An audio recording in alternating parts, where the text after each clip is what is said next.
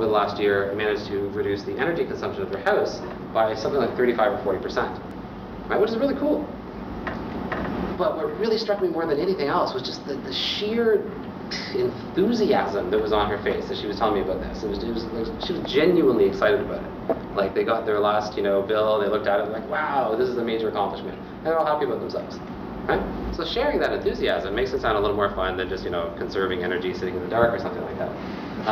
Right? Breaking personal boundaries, getting over some of those fears that people have to public speak or do whatever. In the case of people talk about practical benefits, which is fairly obvious. People talk about simply liking that they're getting involved in something in which they get to creatively, express themselves, the way they get to be engaged in the creation of new materials or new ideas or whatever it is that their activist group is working on.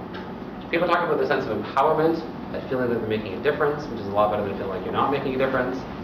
People talk about remembering what's important. This is the stop and smell the roses kind of idea, that you get so caught up in the rat race, so caught up in do, that you forget to take a step back and remember what it is that life's all about. Without getting involved in activism, sometimes is a good reminder of that, because in many ways what you're trying to do is take a step back from the rat race and remind people what's important.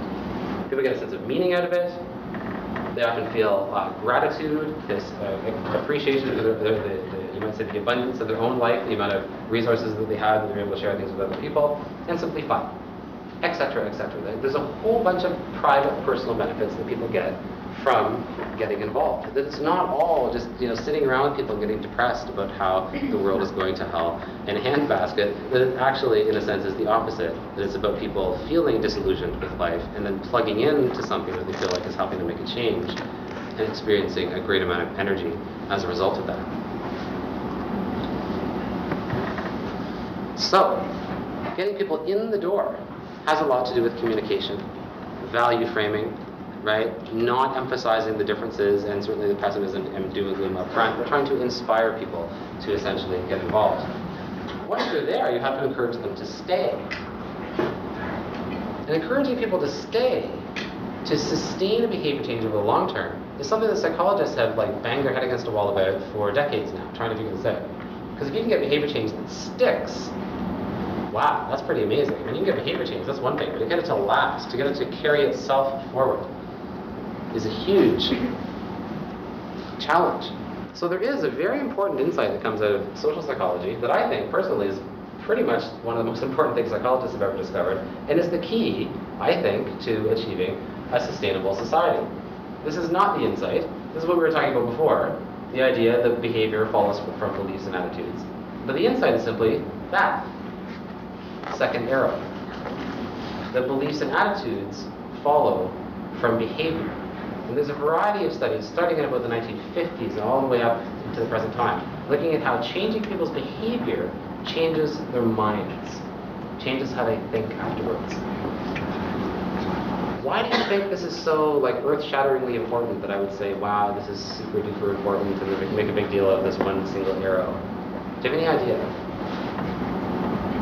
What does this do for you? Yeah? Well, I guess you can try to get them to change their behavior a little bit, and then eventually they'll probably make some changes in their belief, and it's going to loop around, hopefully. Exactly, right? That's the hope. It's the whole foot in the door idea. That you can get people to do really difficult things by starting with really easy things. Right? And this often works, in fact. There's quite a bit of experimental evidence for it. I mean, my favorite one, and it's really easy to remember, is simply if you go to the beach and you put a towel down on the beach and a radio or something like that on the towel, and then you just walk away, and then a friend of yours comes along and steals your radio, what's the likelihood that a person sitting around there beside you is going to just, of their own accord, get up and chase down that thief and try to get your radio back? It's relatively low. It's about 4 in 20, according to research.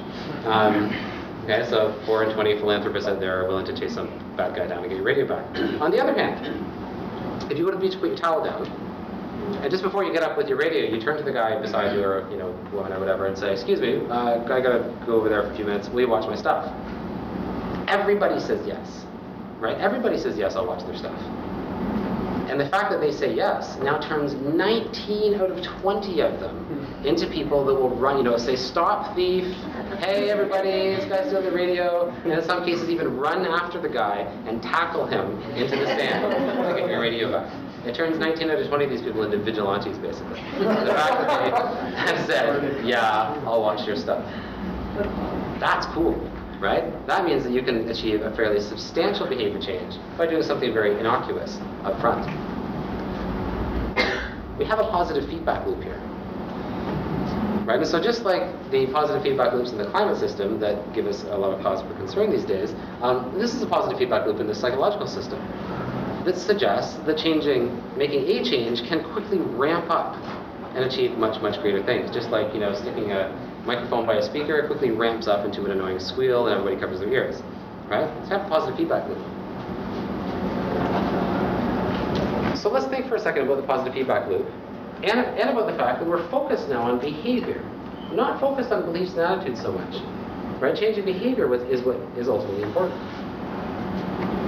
So if you expand your analysis of behavior for the moment, you think about the fact that behavior has a whole bunch of different determinants. Right? There's lots of things that change behavior. People's attitudes is one of them, and information and financial incentives tend to get mediated through or run through attitudes. But people's feelings of control or competence or efficacy, their I can do it feelings also matter. People's feelings that something is socially normative, that means it's cool or it's weird, also matter. People's personal identification with that, I see myself as an environmentalist or as an activist or whatever, that matters, self-identity. People's habits matter because we typically will unconsciously do whatever we normally do. And outside factors matter, like structural factors. Like you can massively increase the likelihood that someone's going to not litter by putting a garbage can there. Right? You don't have to necessarily change their ecological worldview or something like that. You can just stick a garbage can by them and that's probably going to do the job. So structural factors can matter too. The point of this is you now have many different determinants of behavior.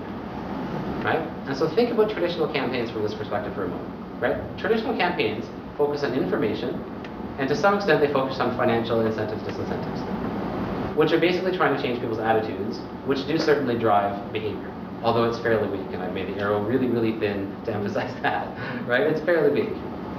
But now, instead of just giving them more information and raising their awareness even more and telling them even more about the consequences and all this stuff, right?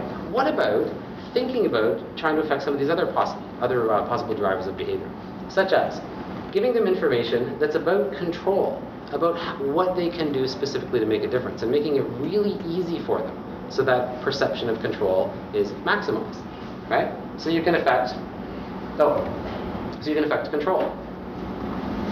Control then will feed forward affect behavior. Maybe you can change structural factors. Maybe you can set up a system whereby activism becomes easier.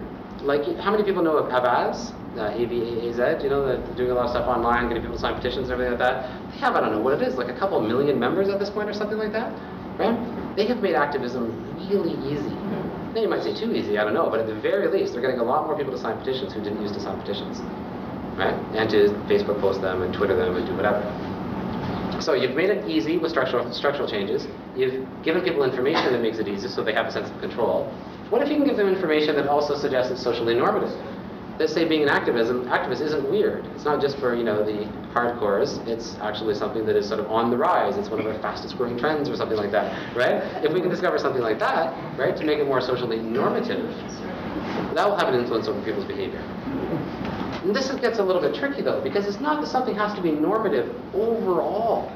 It's not that you have to think that like everybody on Earth thinks this is a great idea, or that most people or anything like that. Social norms are most important when it's your own peer group's social norms. So then you need to have information that suggests that activism in this case is at least not weird, right? If it's cool, that's even better. But if at least it's not seen as socially undesirable by your own peer group, by the people whose opinion you value, then that helps, right? So imagine giving people these types of information, social norm information, control, etc., etc. Now you have this behavior being influenced by a variety of different directions, a variety of different drivers, right? The overall impact of these multiple drivers then, let's just say hypothetically, is enough to tip this behavior, to make it a nice, in this case, activist or sustainable behavior.